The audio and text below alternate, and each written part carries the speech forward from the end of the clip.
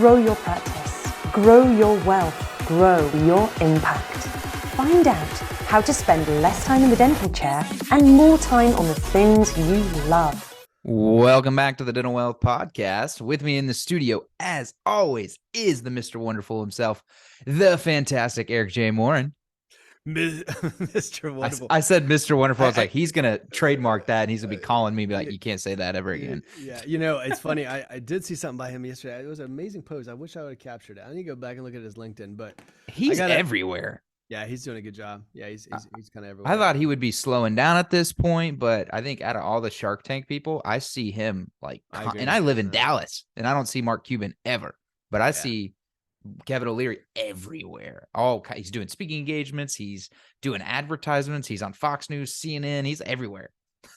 Well, he's having fun with, which, by the way, then gets into actually the topic I want to talk about today. This is kind of good. So that was a good segue. You didn't even know it. Boom! Look at that. You know, we feed off each other, Matthew. We just naturally feel the vibe of where we're going, right? It just pops in our heads. We're like, ooh, this is good. So here's a question for you on the Dental Wealth Podcast. Why in the world would Mr. Wonderful, who's obviously independently wealthy, do all this stuff? Why would he keep doing it? Why would he keep going out and doing commercials? He doesn't need the money. He's doing Shark Tank, doesn't need the money. He's buying products and companies, doesn't need the money. So why is he doing all of this stuff? Like, that's a great question. And maybe this podcast is about what's it all about, right? Yeah. And so it brings me to, and I've been thinking a lot about this lately, Matthew, which is the 4 entrepreneurial freedoms. And these are Dan Sullivan, so I'll give credit to Dan, but I agree with these 100%.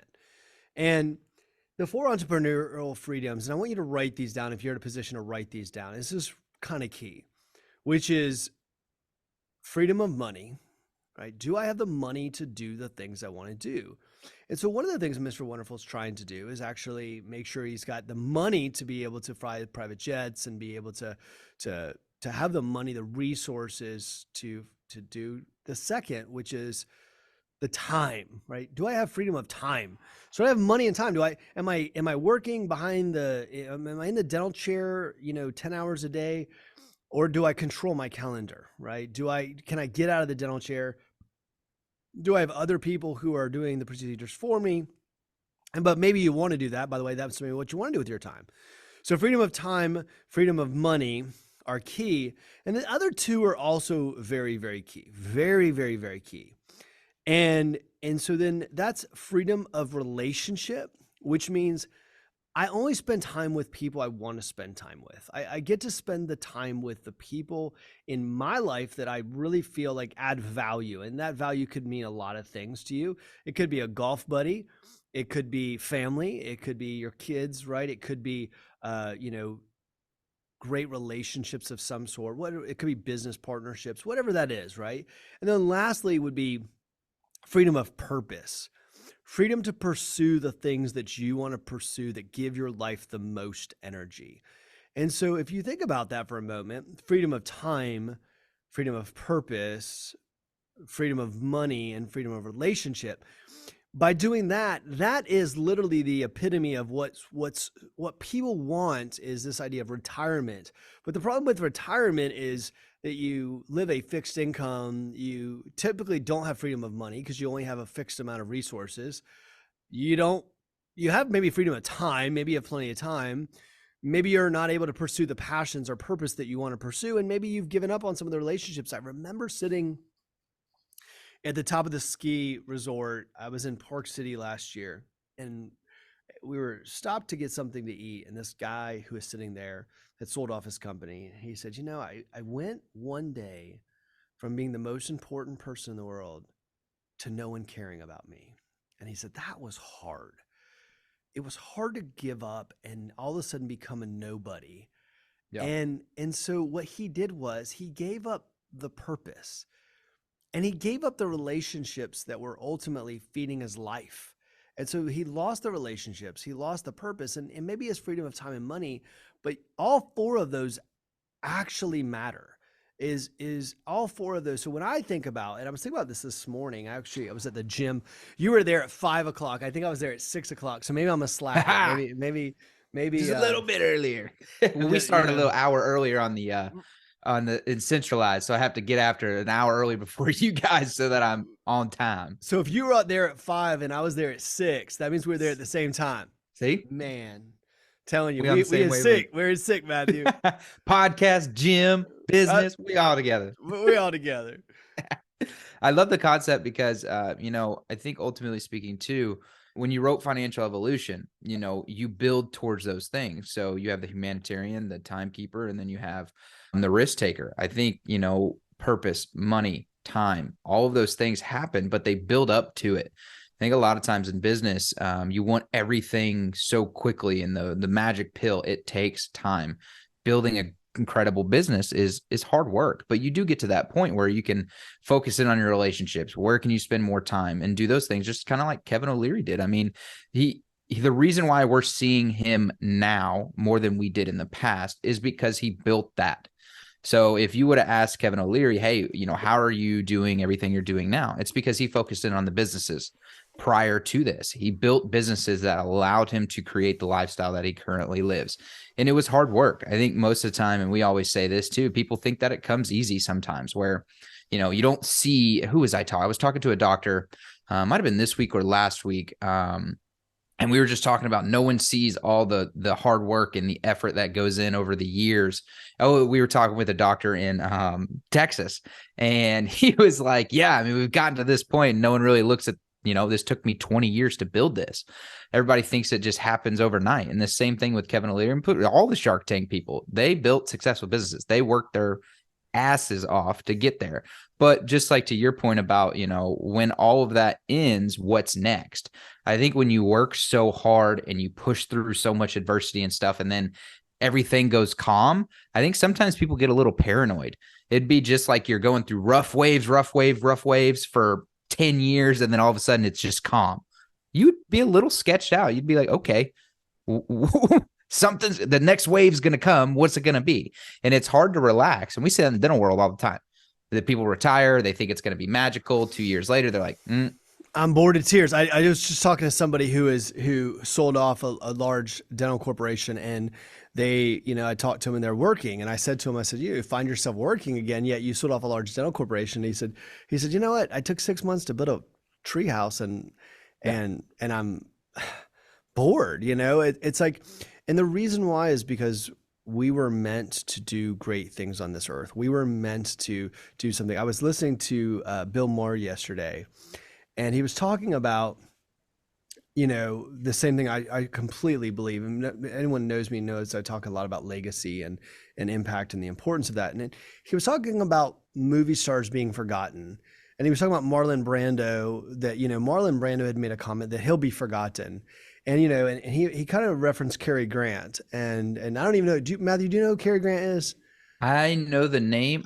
I'm a big movie buff. So if I saw her, if you named a movie, I'd be like, yeah, I know her. It's a him. So see, there you go. So I don't know. See, so that's okay. There are Reese is probably dying over there. Reese is dying. He's dying laughing. And by the way, there's people that literally are dying in their car laughing right now. Just so you know, Matthew. Oh, Cary Grant is a guy. But you actually hit my point home, and so his point was that Marlon Brando had made a comment like, no one's going to remember me, like no one's going to remember The Godfather. Like you would think that The Godfather would be remembered. And he was like talking about the fact of great, just because you're a celebrity doesn't mean you're remembered. In fact, generations from now, maybe Marlon will become a woman's name, and then if people will think it, and so and he was talking about the butterfly effect, and he was saying the only thing you can truly do in this life to have a legacy is to impact other people's lives, because if you impact people's lives, then when you do that, you have this butterfly effect, which is, I call the ripple effect, this ripple effect of, you never know how many lives you touch. You never know how you transformed.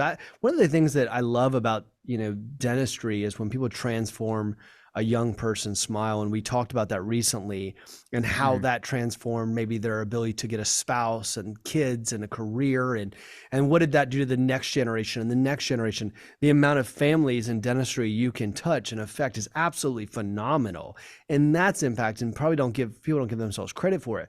But it's the work we do every single day, whether it's our team members and impacting their lives, which I'm a big advocate of, whether it's other people that you impact. But if you think about this, the financial industry, I'm going to say financial industry, because if this idea of retirement came from financial advisors who really pushed on when the Great Depression happened and Social Security, when Social Security, by the way, happened, we set this age of 65.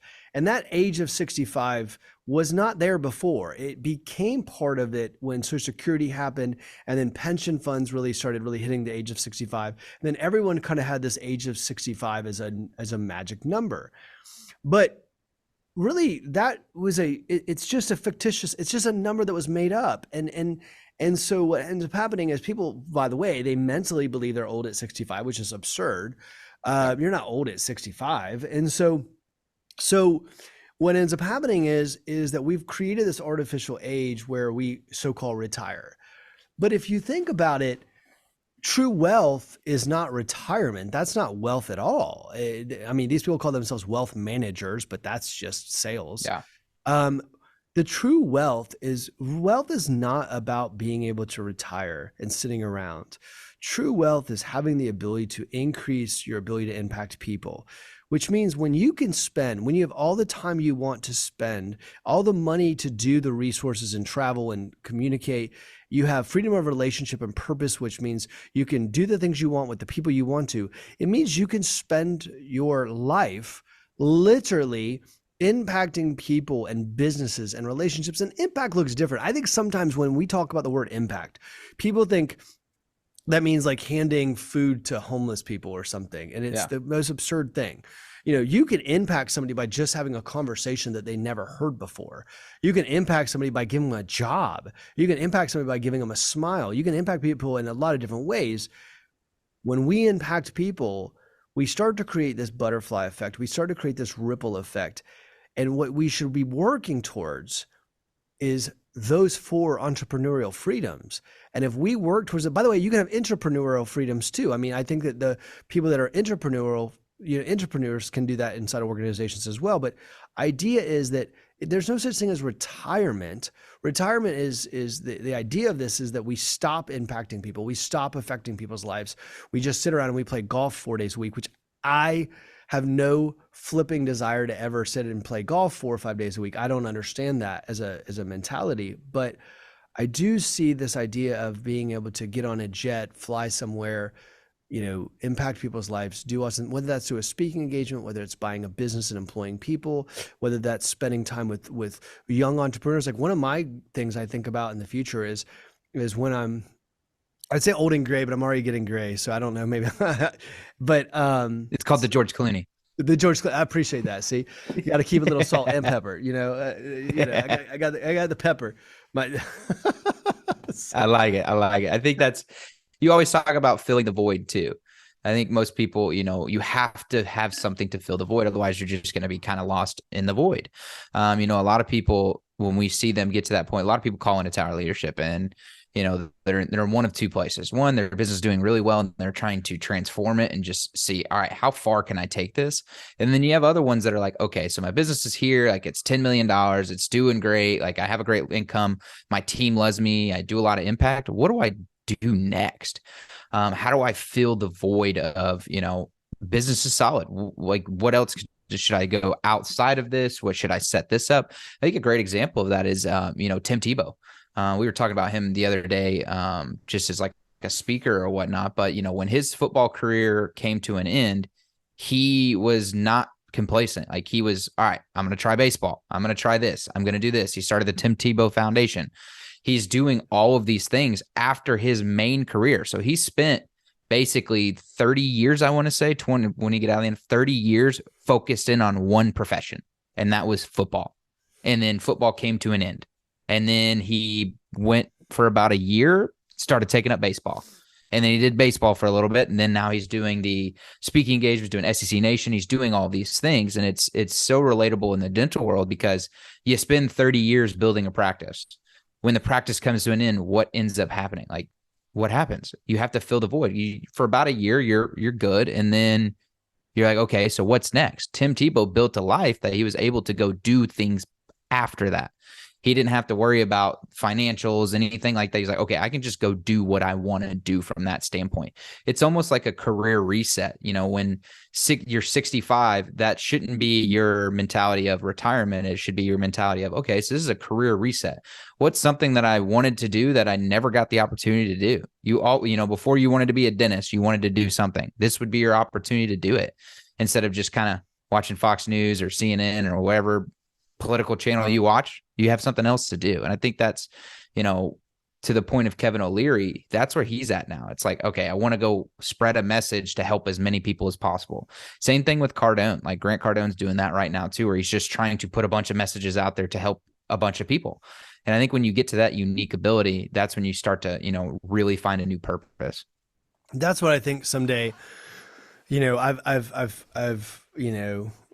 worked with so many entrepreneurs, but in my mind today, I think to myself, in the future, what I'd like to be doing is, maybe I help a lot of young entrepreneurs who don't have the financial resources to hire someone, like me or us, and they are, maybe they need a leg up or whatever it ends up being. I think that's the point of it all is that, and this is the stress, the point I stress in financial evolution, and it's really stressing to people is that when you have something like this, you actually focus your career on, let's just say you focus instead on retirement. Instead of retirement, you focus on the 4 entrepreneurial freedoms.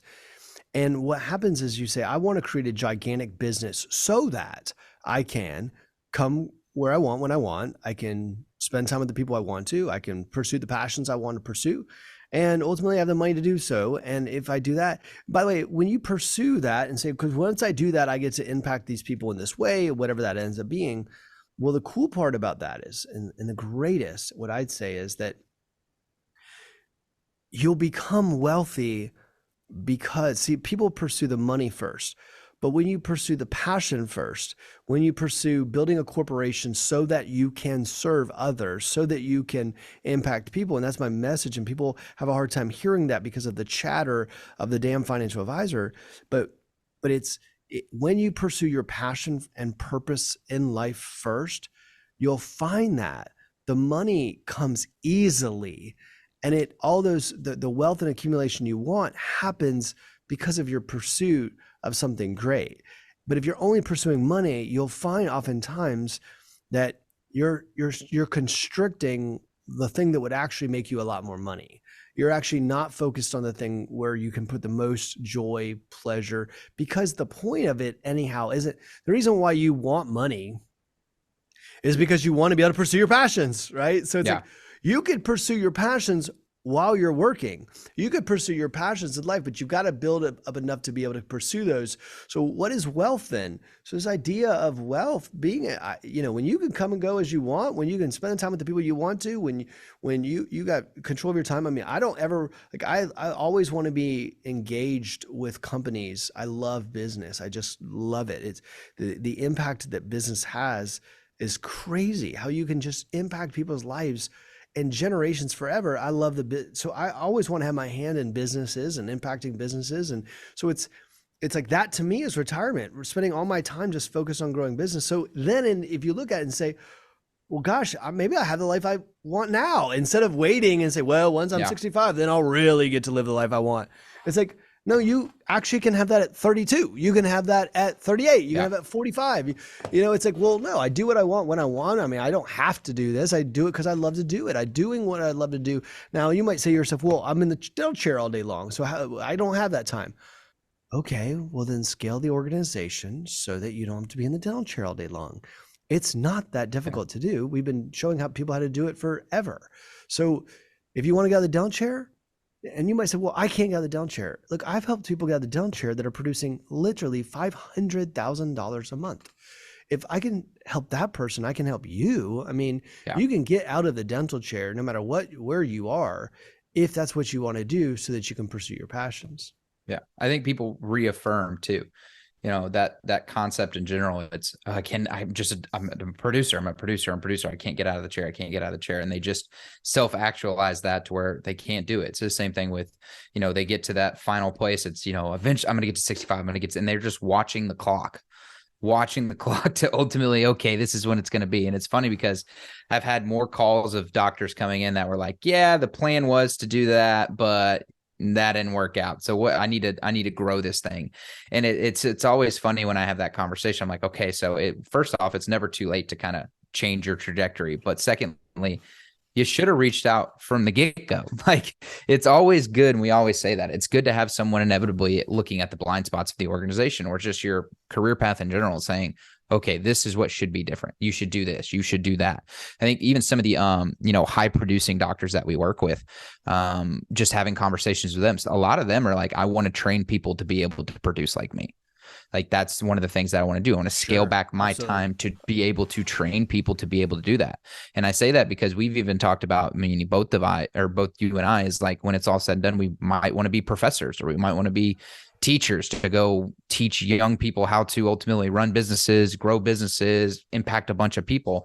And that's the same thing that we see in the dental world. Our most successful clients are the ones that are like, okay, so I'm at a point now where it's, I want to make impact, but I also want to go like train people how to produce, like train young associates that are coming out of school how to do this the right way instead of the wrong way.